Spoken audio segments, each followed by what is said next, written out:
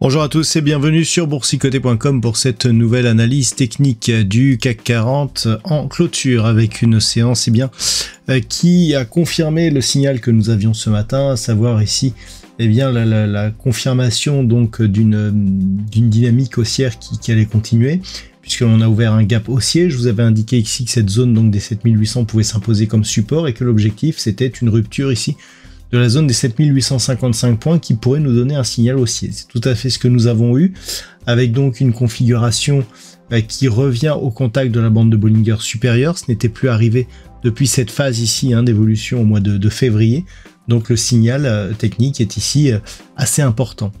Au niveau des indicateurs techniques, on confirme un mouvement haussier au niveau des histogrammes du MACD, une accélération temporaire ici au niveau du RSI en version dynamique qui se rapproche de sa zone de surachat. Les volumes sont légèrement supérieurs à la moyenne, en augmentation par rapport à la phase de stabilisation que nous avions ici. Donc grossièrement, ça nous montre que la conviction est en train de monter. Alors pourquoi cette hausse ? Tout simplement parce que, et c'est Donald Trump qui l'a dit, en Europe on est gentil. Donc a priori c'est une déclaration de Donald Trump, c'est pas drôle du tout, c'est une déclaration qu'aurait fait Donald Trump qui laisse envisager la possibilité d'avoir des droits de douane assez faibles. Ils sont toujours supérieurs à ce qu'ils étaient auparavant, mais bon, par rapport à ce qui a été dit, on a senti un soulagement en ce qui concerne l'Europe, donc c'est ce qui explique en partie, je dirais, cette phase de hausse, et donc on sort définitivement de cette phase de consolidation au profit d'une dynamique un peu plus positive.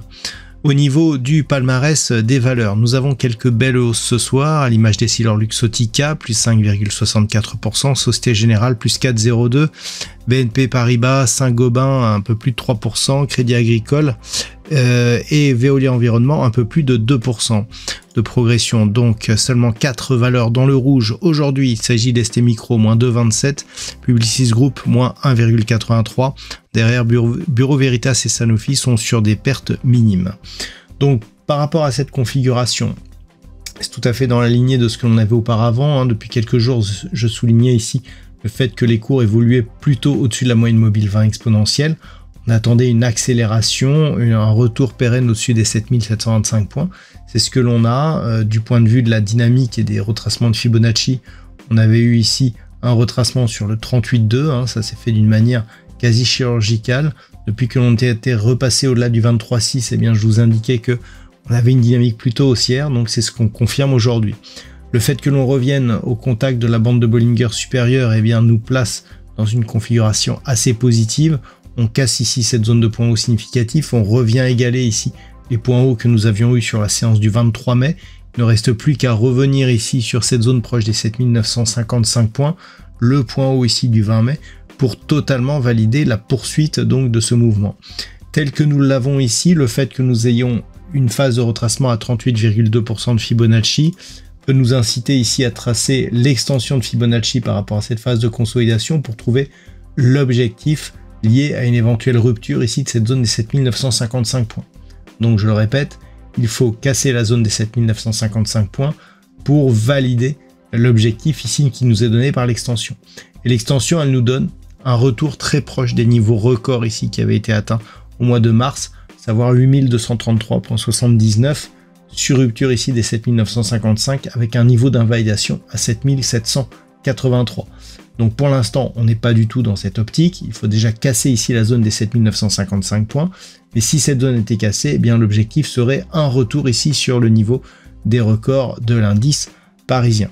A l'inverse, maintenant ici que les cours sont repassés au-delà de cette zone des 7855 points, il faudrait que les précédentes zones de résistance s'imposent comme support. Donc là, on a une zone à 7800 que l'on va pouvoir redescendre un petit peu à 7775. C'est vraiment le niveau ici qui a marqué donc la résistance intraday que nous avions ici, 7770, le gap. Si on revient sur 7770 et que l'on comble ce gap et que l'on casse ici 7725, là clairement on aura des signaux d'affaiblissement.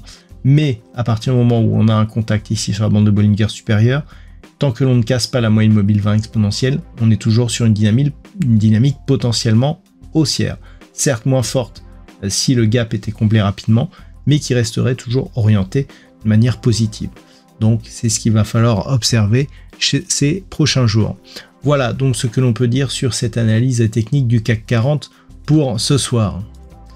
D'un point de vue statistique, nous avons une configuration qui change un petit peu. Alors depuis sur toute cette phase ici, on avait un potentiel haussier mais qui semblait limité. Malgré cette phase d'accélération, malgré la cassure ici de la bande de Bollinger supérieure, eh bien il semblerait que, je dirais, le potentiel haussier soit quasiment terminé, puisqu'on a une configuration assez neutre en termes de probabilité. Donc pour l'instant, d'après les statistiques, en tout cas la cassure des 7955, c'est pas pour tout de suite.